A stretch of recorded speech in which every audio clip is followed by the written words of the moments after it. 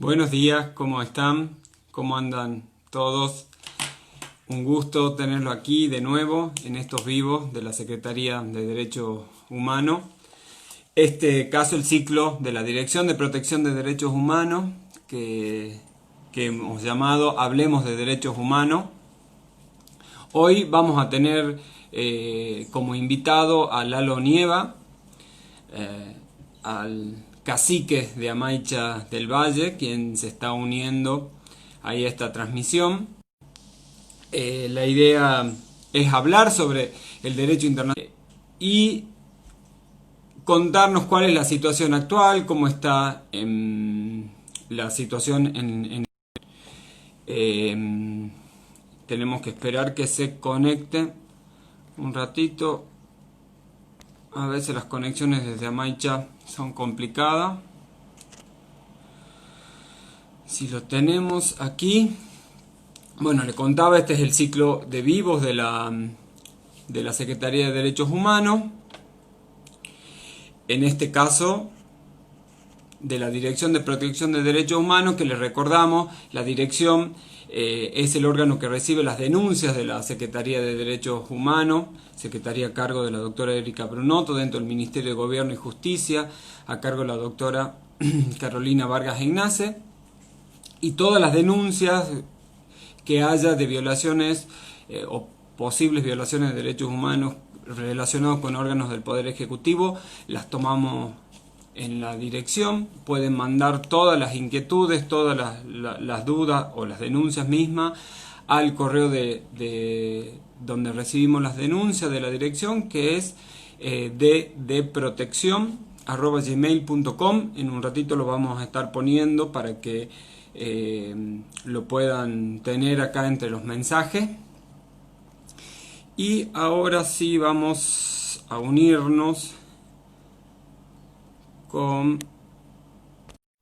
Eduardo Nieva, que les contaba. Con él queremos hablar, ahí estamos esperando la conexión, de Eduardo Nieva, que les contaba. Eduardo Nieva, Lalo, para los que lo conocemos, es abogado, es cacique de la comunidad indígena de Amaicha del Valle, fue becario del Fondo de Naciones Unidas para el Desarrollo de Pueblos Indígenas, en una beca que tuvo en el Instituto Interamericano de Derechos Humanos. A partir de ahí tuvo un largo proceso en organismos internacionales, principalmente vinculados con la ONU, en donde fue un actor central en todo lo que fue el proceso de sanción de la Declaración Universal de Pueblos Indígenas, que tuvo un gran componente de participación indígena y él estuvo ahí a cargo. Hola Lalo, ¿nos escuchás vos? Sí, buen día Darío, un gusto enorme saludarte. Igualmente, un gusto tenernos y qué suerte que la conexión nos ayuda y Menos podemos mal, ¿viste? empezar este vivo.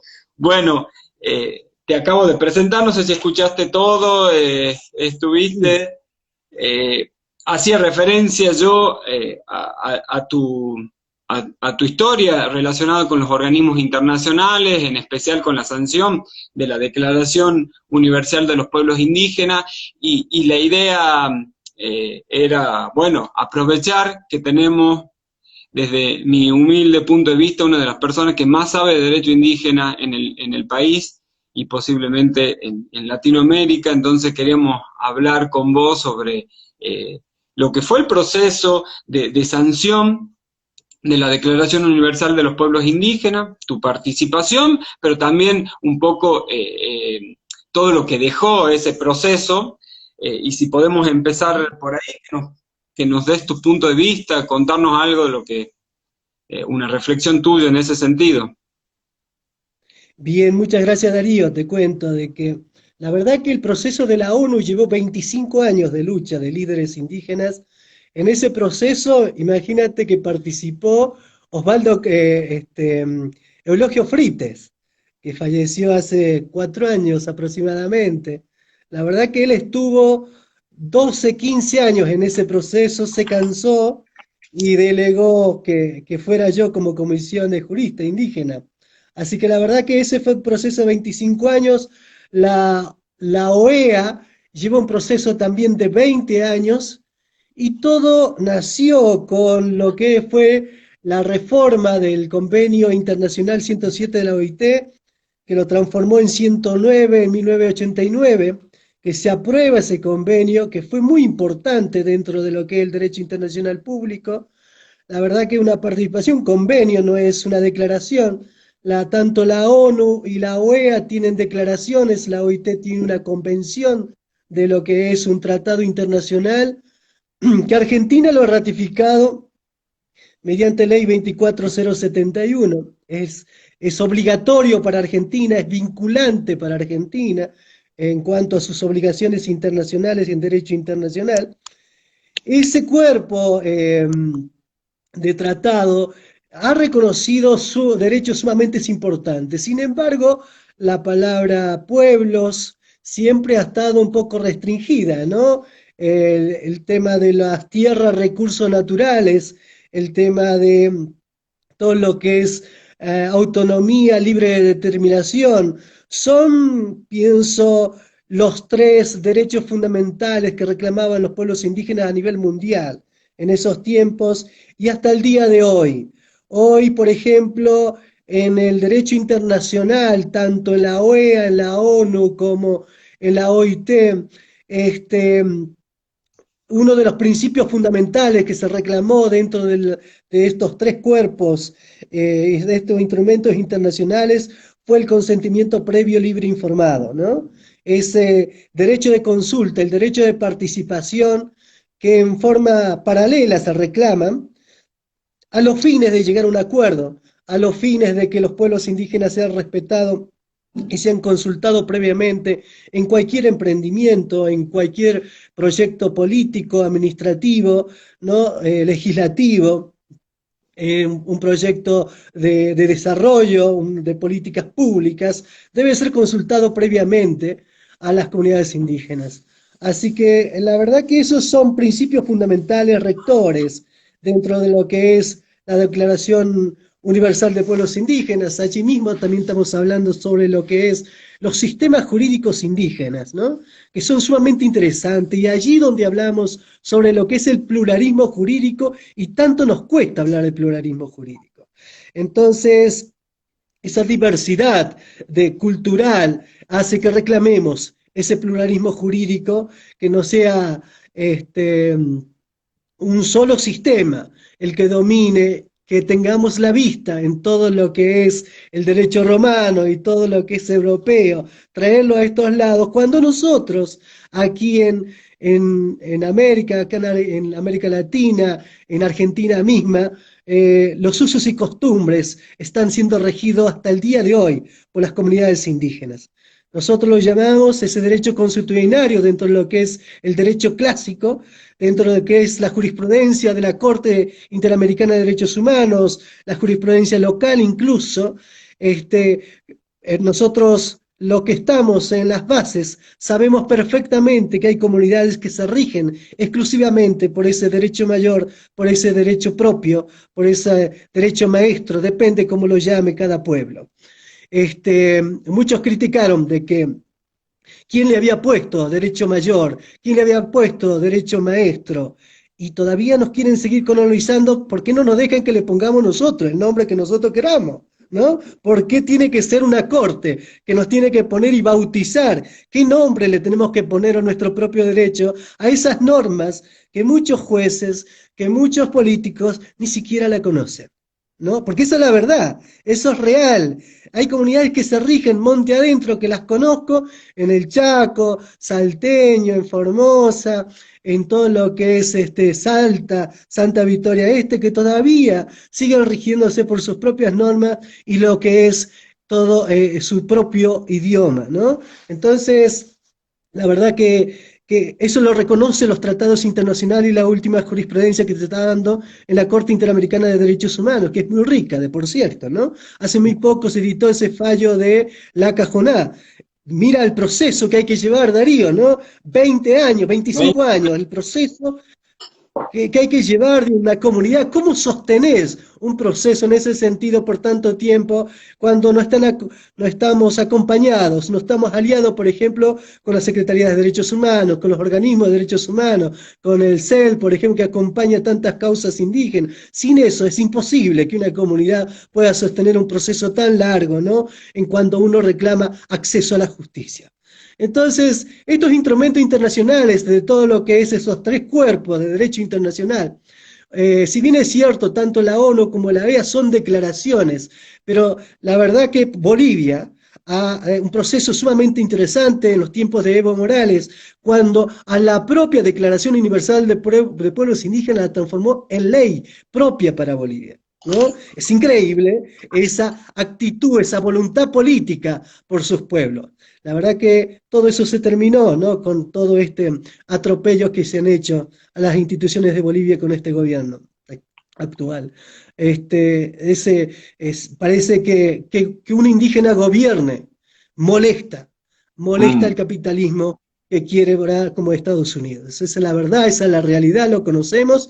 En estos tres instrumentos internacionales la lucha fue fuerte, durísima por muchos líderes, y las discusiones eran eternas, ¿no? Eran eternas, por ejemplo, con respecto al principio de la libre determinación, que es un derecho humano universal de todos los pueblos. Y al de los pueblos indígenas era al que más querían restringir, al que más querían, ¿no? Recortarle todo lo que hace alrededor, restringirlo en la mayor cantidad de normas que se podía restringir. Imagínate, ahí está el artículo 3, que nosotros, los tres renglones se repiten, ¿no? De lo que es los pactos internacionales, que lo habíamos puesto estratégicamente los líderes de los pueblos indígenas.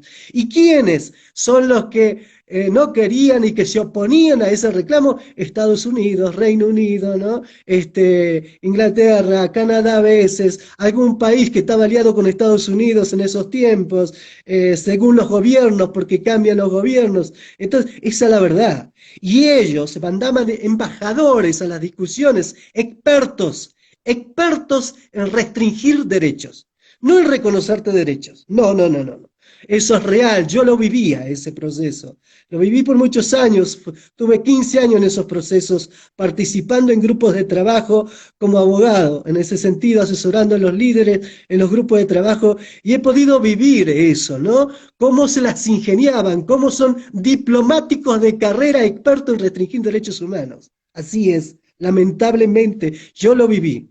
Entonces, fíjense que el artículo 3 casi es una repetición de los pactos internacionales. Sin embargo, tienen como 4 o 5 artículos en cada instrumento de los instrumentos estos, restringiendo el derecho. Porque lo ven desde un punto de vista político, que los indígenas se van a separar, que los indígenas van a hacer derecho de secesión, ¿no? Nosotros, y el proceso que hemos vivido nosotros en una discusión en ese sentido, es muy difícil ejercer el ejercicio del derecho a la libre determinación. Yo lo he vivido en estos 12 años que estoy terminando mi mandato en Amaicha del Valle. Y de hablar de libre determinación y decir, yo voy a ejercer el derecho, la pucha que te cuesta. Todos los días la gente te viene a pedir para un remedio, que te viene a pedir para un pasaje. Eso es lo mínimo indispensable para la gente que está viviendo en tu comunidad. Y vos estás en un discurso como líder, es verdad que lo tenemos que reclamar.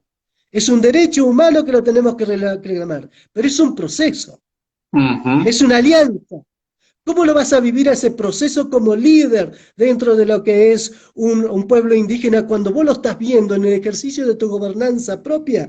Que es difícil. Estratégicamente, Amaicha ha hecho como 40 convenios.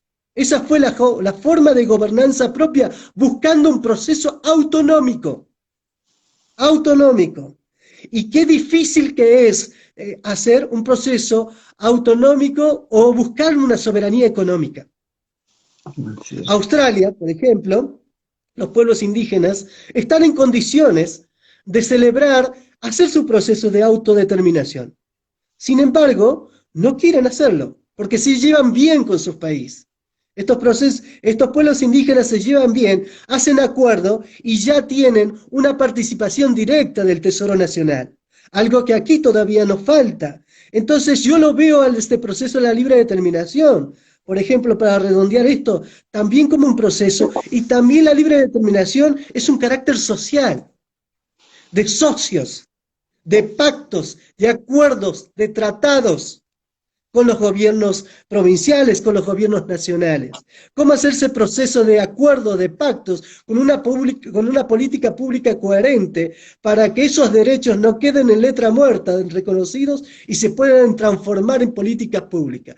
Pero esas políticas públicas tienen que hacerse en conjunto con los pueblos indígenas, si no, ninguna de ellas va a ser sustentable. Ninguna de ellas va a tener éxito en los territorios indígenas. Si salen desde Buenos Aires, si salen desde una ciudad, de un escritorio, hacia los pueblos indígenas, todas las políticas públicas fracasan.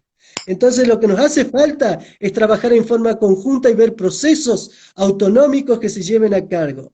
En Amaicha lo hemos probado y hemos visto que sí, sí es posible, sí es real, sí se pueden cambiar las cosas cuando uno tiene como comunidad políticas también propias de cómo acomodar, de cómo complementar esa política nacional, esa la política provincial con lo tuyo, ¿no? Con tu propia identidad.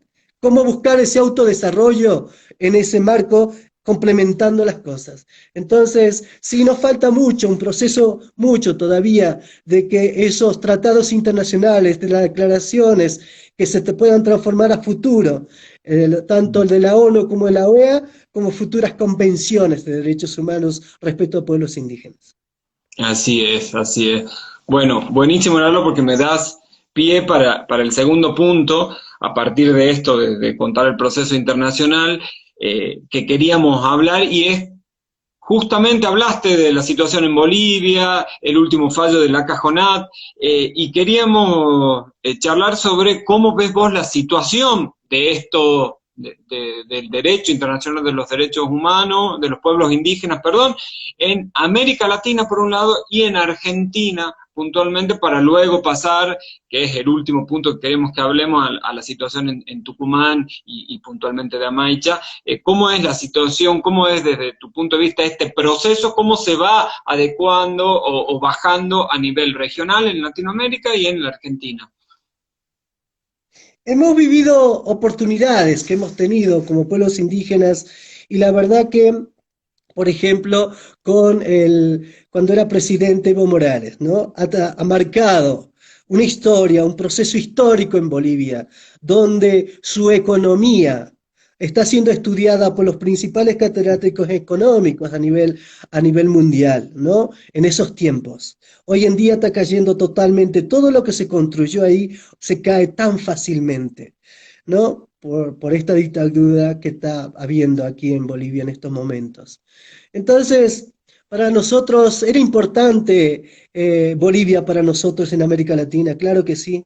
Era un espejo para todos nosotros, buscando un autodesarrollo igual, ¿no? De los recursos naturales particularmente. Cómo esos recursos naturales, buscar la soberanía de esos recursos naturales para el pueblo boliviano y en particular para las comunidades y pueblos indígenas, era un sueño también, era una ilusión, una esperanza para todos nosotros, lo que somos minoría en otros países como el caso de Argentina. Los procesos que se han vivido en Ecuador fueron importantes en los tiempos de Correa también, ¿no? Aquí en los tiempos en Brasil mismo, cómo estaba cuando estaba Lula, es un proceso también que han llevado procesos importantes en ese sentido, buscando el autodesarrollo de los pueblos. Hoy cuando miras esos países, la verdad que es una pena, una lástima cómo quedó Bolivia, Brasil, Ecuador, todos los pueblos allí indígenas, ¿no? De vuelta, ¿no? De vuelta atrincherados, y más que todo por esta pandemia, de vuelta, atrincherados en nuestros territorios para ver cómo procesamos todo esto y cómo hacemos resistencia de donde estamos. Cómo lo que se ha conseguido con tanta lucha en el derecho internacional, con todas estas declaraciones, los tratados internacionales y 6 jurisprudencias riquísimas de la Corte Interamericana de Derechos Humanos desde el 2001 con el caso Aguas Tigni. Esos fallos que son históricos, que son vinculantes para todos los que han firmado la Convención de Derechos Humanos y para los que no han firmado están obligados por lo que es la comunidad internacional la verdad que es sumamente importante. Cuidarlos, y va a depender de nosotros, va a depender de los líderes, va a depender de los profesionales que ayudan a comunidades indígenas, ver cómo hacerlos valer en nuestros territorios, cómo usar esa jurisprudencia, cómo usar y complementarla con la legislación argentina y buscar nuevos fallos, innovaciones, de cómo buscar, cómo complementarnos ese derecho propio, ese derecho mayor, la jurisprudencia de la Corte Interamericana, con buscando acceso a la justicia sobre nuestras tierras, sobre nuestros territorios y sobre nuestros recursos naturales en Argentina. Entonces, eso se hace abriendo caminos, eso no es fácil, eso es una lucha cotidiana que debemos llevar a cabo. Argentina, con este cambio de gobierno, la verdad que tengo muchas esperanzas, pero en el Instituto Nacional de Asuntos Indígenas ya hay dos líderes sumamente importantes, uno mapuche y uno com.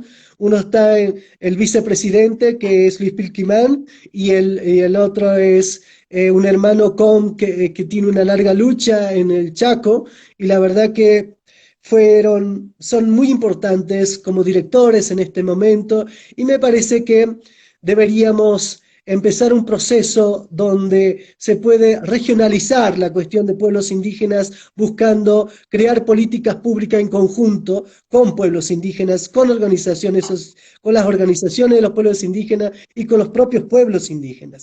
Es el mejor resultado que pueda dar, cómo puedes regionalizar, buscando las principales demandas. Ya salió, por ejemplo, desde este instituto terminar con lo que es el relevamiento territorial de las comunidades indígenas, que me parece en el marco de la 2660, la verdad, y sus prórrogas, ¿no? Me parece importante. Sin embargo, hay que ser claro en este sentido, todavía no está la ley de propiedad comunitaria. Todavía eso está en el Congreso. Y lo que es un relevamiento territorial, si bien es cierto, te registra las tierras en posesión actual, tradicional y pública. Sin embargo, falta el tema de cómo se soluciona la cuestión de fondo, que es los títulos de propiedad comunitaria.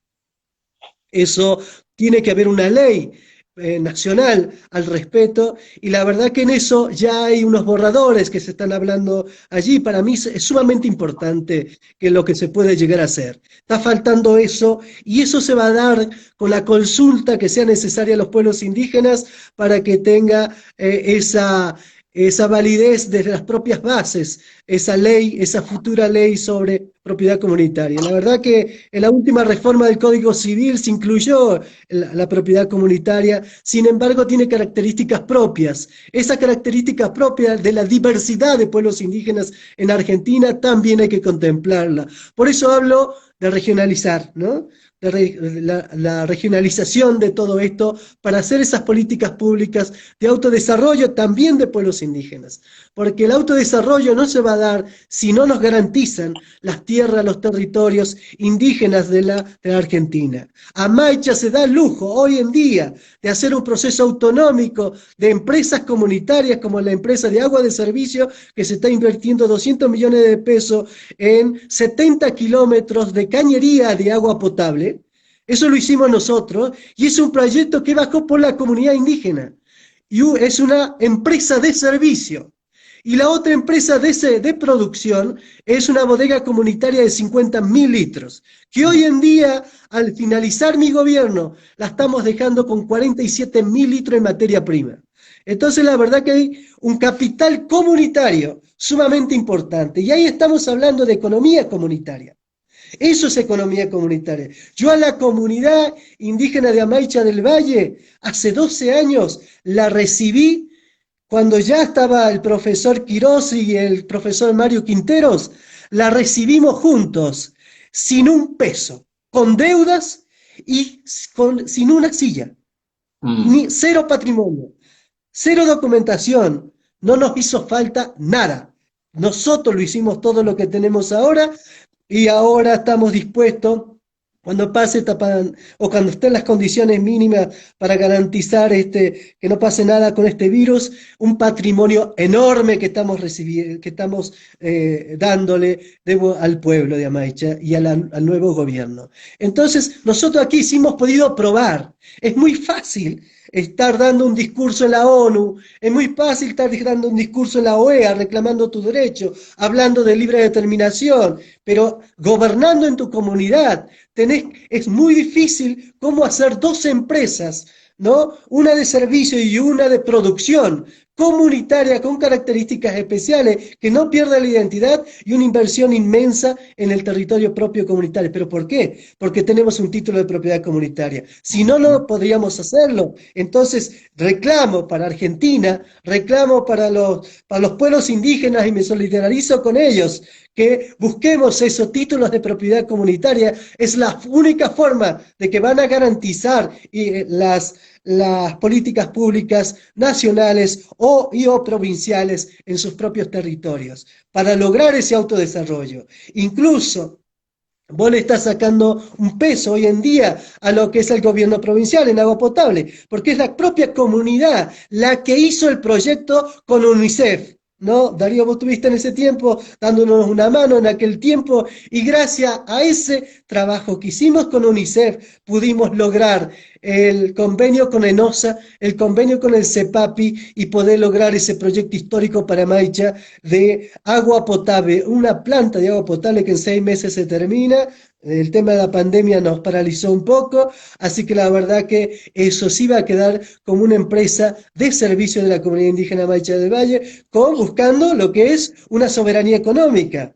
La verdad que con esa empresa, tanto la bodega como de la comunidad, no voy a ser yo quien va a recibir cómo va a ser la administración empresarial de todo eso, va a ser el próximo gobierno que va a tener que hacerlo, y la verdad que es comparable con lo que es Comuna, la verdad que nosotros lo vamos a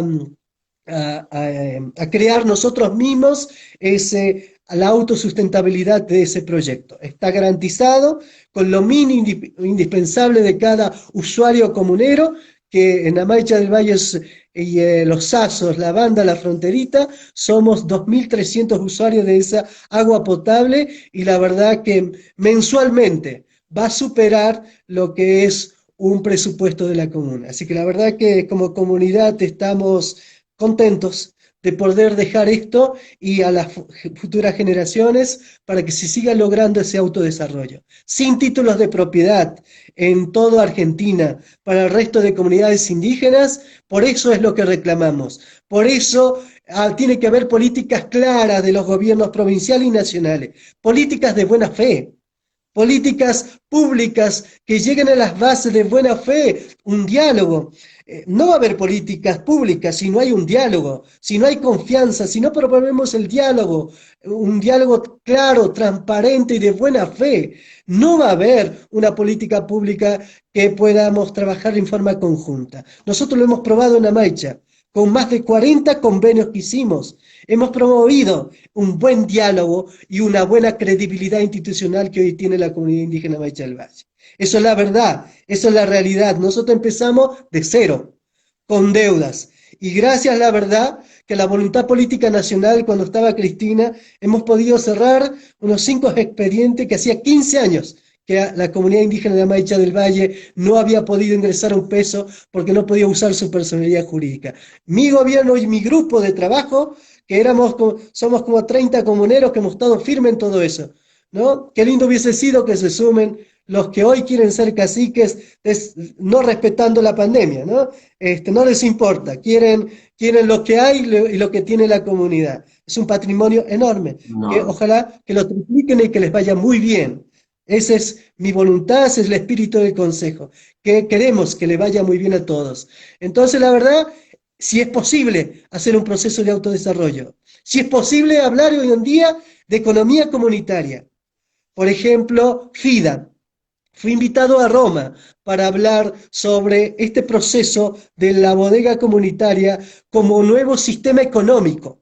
de una comunidad indígena. No sabían qué nombre ponerla todavía, porque había un caso de mezcal de una comunidad indígena en México y otra de café en la zona de aquí de Brasil, de Boa Vista, y pimienta. Éramos las tres empresas de América, de América Latina, de empresas comunitarias, y la bodega era una de ellas. De hecho, Canadá tiene una bodega, un pueblo indígena, Australia tiene otra, y nosotros en América Latina somos los únicos que tenemos una bodega comunitaria indígena. Entonces, ¿cuál es el nombre? Porque tenemos economía, la economía pública, la economía privada y la economía social y solidaria.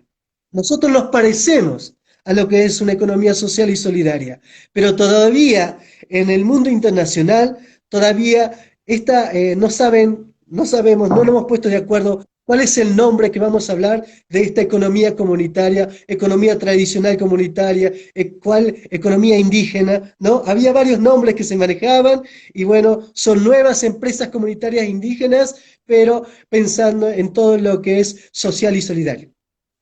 Buenísimo, buenísimo. Bueno, justamente vos ya entraste a la situación de Amaya, nos contaste la situación política del gobierno, de la gobernanza indígena, de la parte productiva, y también queríamos, aprovechando aquí una pregunta de MM Manuse, que nos dice cómo es la administración de justicia en el marco de la autodeterminación, consultarte sobre esta iniciativa para establecer un juzgado de paz intercultural y que va en línea con algo más profundo que viene trabajando la comunidad de Amaicha desde que estás vos, que es cómo administra justicia la comunidad indígena y cómo eso se va traduciendo en instituciones que van creando. Si nos podés contar cómo está funcionando con el Consejo de Ancianos, que está impartiendo también en este sentido, ¿qué nos podés decir sobre todo este proceso que termina en esta propuesta que salió hace poco de crear un juzgado de paz indígena?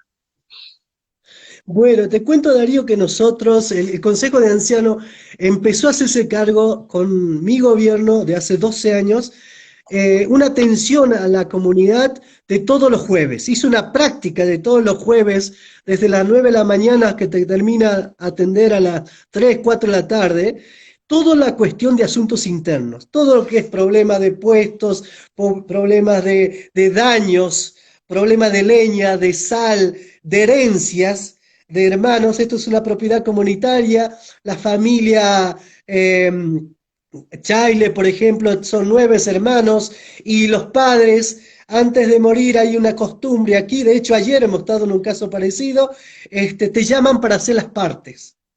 Quiere dejar y hacer las partes antes de partir de este mundo. Entonces, previniendo de que los hijos no se peleen posteriormente, para que los hijos no tengan sus muertes por esos bienes. Dentro de lo que es sus posesiones comunitarias, el derecho consuetudinario, el derecho propio indígena, siempre fue así. No es que nosotros lo hemos creado ahora, siempre, históricamente fue así. Lo que hizo el Consejo de Ancianos es acomodar las cosas y ellos hacer una práctica de recibirlo los jueves, los padres y sus hijos. Nosotros tenemos muchos, a veces, hijos que se han ido a trabajar lejos. En Ushuaia, por ejemplo, en Tierra del Fuego tenemos 45 familias. Entonces, ellos mandaban sus autorizaciones para recibir su parte.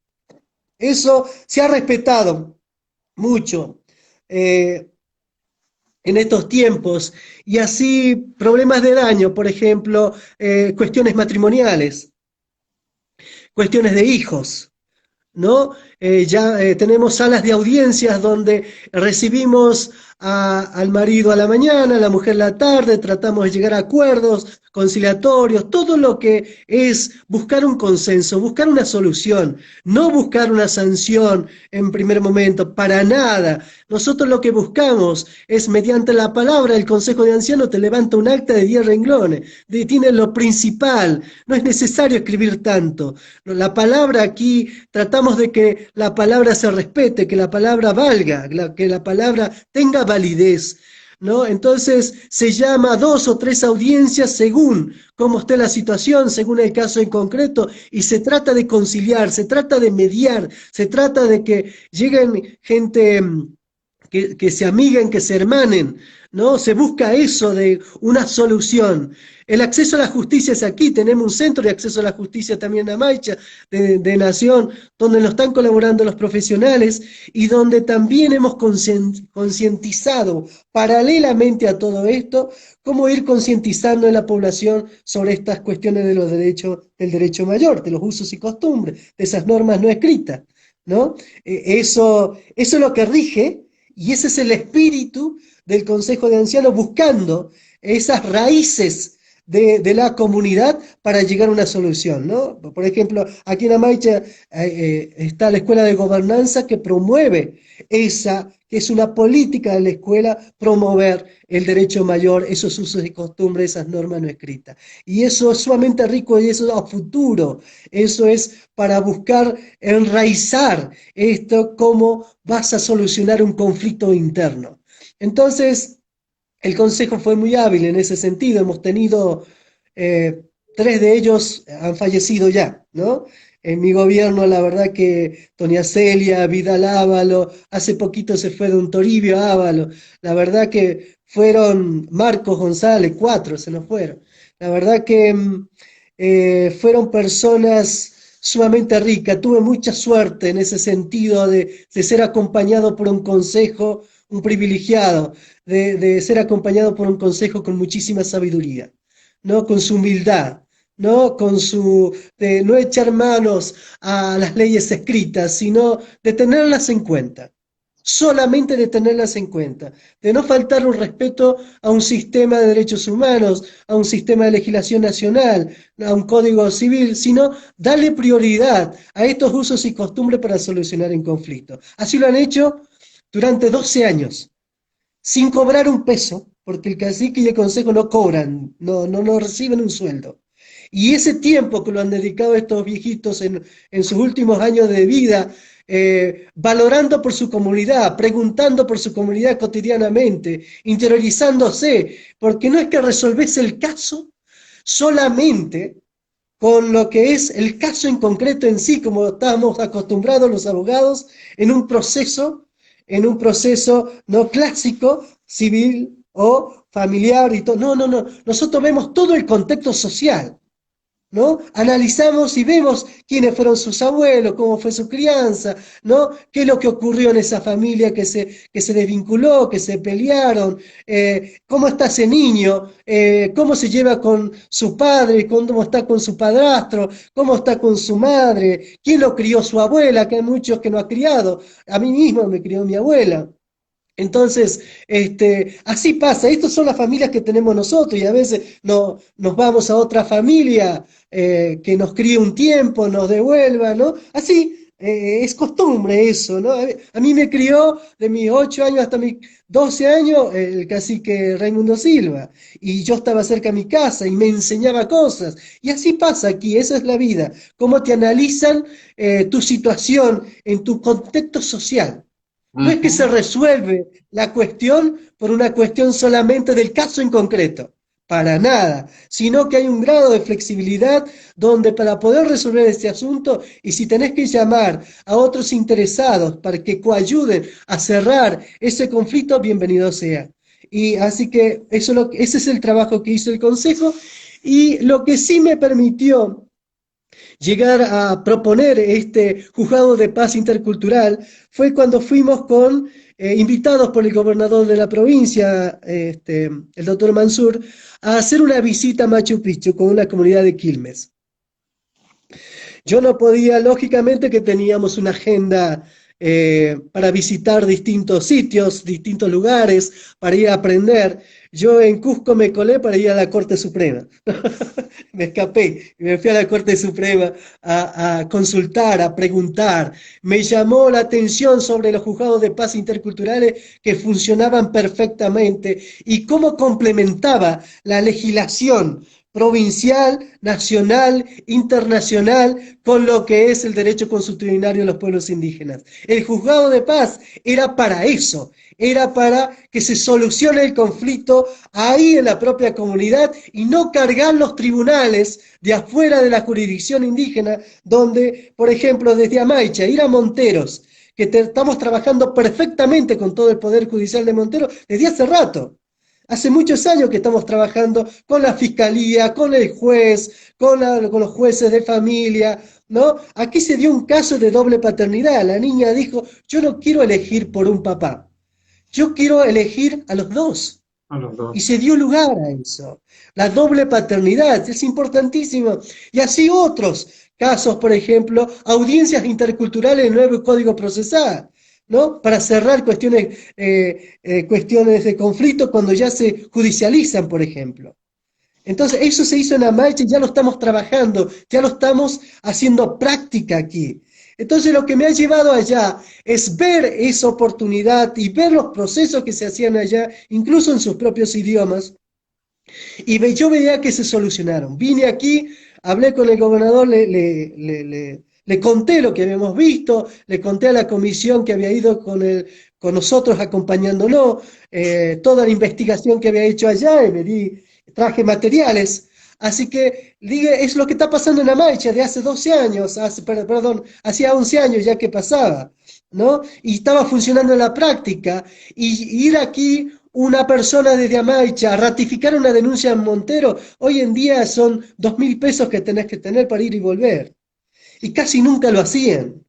¿Por qué? Porque ya lo dejaban. No, lo hacían aquí y quedaban todos sus expedientes sin hacer justicia, o en su caso el que lo hacía, el costo era muy alto, ir para allá. Entonces, el acceso a la justicia tiene que venir a nuestra comunidad. Hablamos con los jueces, ellos han tenido mucha accesibilidad, un buen diálogo, una buena predisposición desde la Corte Suprema. La Corte con el doctor Daniel Pose y todo el resto de jueces que han colaborado, y las capacitaciones que se han realizado desde el grupo de mujeres, de la prevención en cuanto al tema de violencia de género, y todo se ha capacitado aquí en Amaicha, en la comunidad, sobre eso. Eso ha permitido que tengamos confianza, que tengamos un diálogo permanente, un trabajo en conjunto y empezar a tener confianza entre nosotros para resolver estas cuestiones. Lo que ha hecho que propongamos un juzgado de paz intercultural. Ya la Corte está consensuando sus dictámenes para elevarlo esto a la legislatura de la provincia de Tucumán, y va a ser, ojalá que así sea, porque para eso, para Tucumán, para el gobierno de Tucumán, para las comunidades indígenas, para los pueblos indígenas, va a ser el primer juzgado de paz intercultural en Argentina. Y la verdad que para nosotros va a ser un orgullo donde se pueda complementar de lo que es el derecho escrito y el derecho de un sistema oral de pueblos indígenas que todavía está vigente en las comunidades indígenas. Reconocer, es un alto orgullo que se te reconozcan esa complementariedad por parte de la Corte Suprema. La verdad que eso también es importante los jueces, ¿no? Tener contemplar esa diversidad cultural en Tucumán, que es una riqueza, que complementa, que hay valores que coayudan a un sistema judicial, que lo puedas hacer diverso, que sea plural, que sea respetuoso de la diversidad cultural.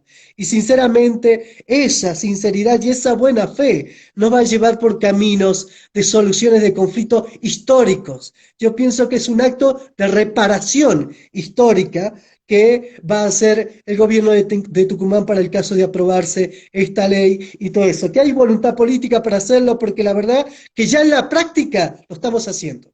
Ya en la práctica estamos llevando a cabo audiencias y un buen trabajo con el Poder Judicial y de Monteros. Y la verdad, con la Corte estamos trabajando perfectamente. Auguramos para que realmente instamos, cuando llegue la legislatura, pueda tener el tratamiento necesario, y que la verdad que es para que Tucumán, a través de la Secretaría de Derechos Humanos, podamos mostrar que realmente podemos trabajar en forma conjunta entre gobierno y pueblos indígenas, que hay una nueva relación, que hay un nuevo diálogo, que ese diálogo es de buena fe y es para solucionar conflictos históricos, que es un acto de reparación histórica.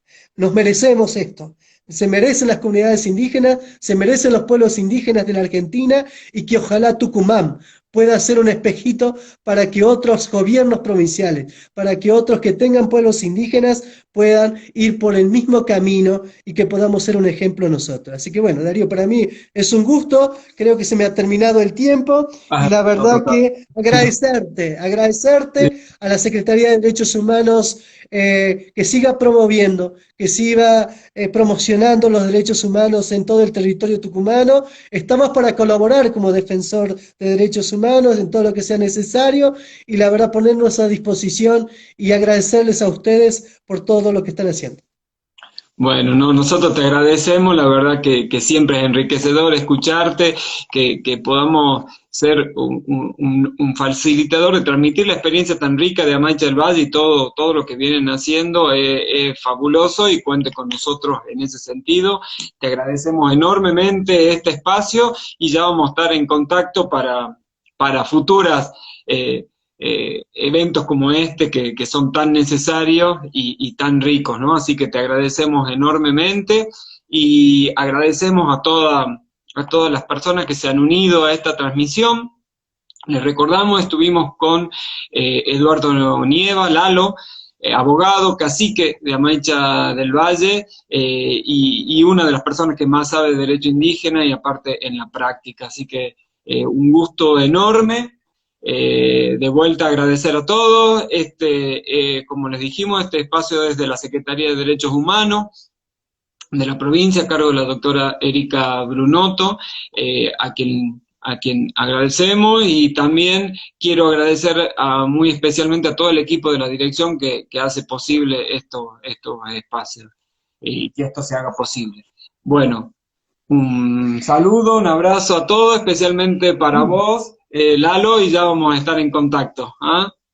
Muchísimas Abrazo grande. gracias Darío. Y vamos a estar haciendo los aportes a la consulta y participación que estamos llevando a cabo en Tucumán. Así que vamos a hacer los aportes a la mayor brevedad posible. Gracias por todo. Un abrazo a todos ustedes, la Secretaría de Derechos Humanos, a todo su equipo. Bueno, abrazo grande, nos estamos viendo, saludos. Que estén bien. Gracias.